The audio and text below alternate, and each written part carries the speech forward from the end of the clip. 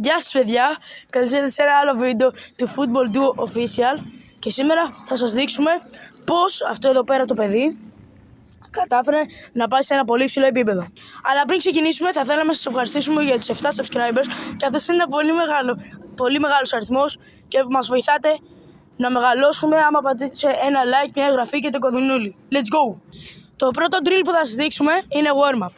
Εδώ πέρα το παιδί θα κάνει κάποιες 3 ασκήσεις, αυτή είναι η πρώτη, για να σας δείξει πώς να συσταθείτε και να αποφύγετε τους τραυματισμούς. Δεύτερη άσκηση, που είναι λίγο πιο απαιτητική,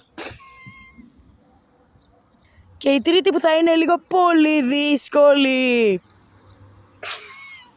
Και τώρα είναι freestyle. Θα κάνει εδώ πέρα το παιδί είτε τρίπλες ή ποδαράκια, ό,τι θέλετε. Και αφού τελείωσε το freestyle, τώρα θα κάνει μερικές τρίπλες ακολουθώντας τα shoot. Πάμε!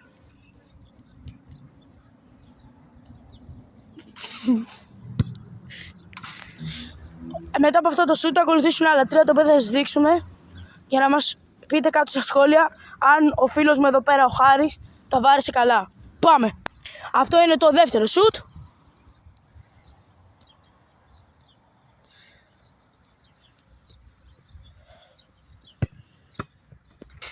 Αυτό είναι το τρίτο shoot. Θα ανεβεί για να εκτελέσει. Και αυτό είναι το τέταρτο και τελευταίο shoot του Χάρη.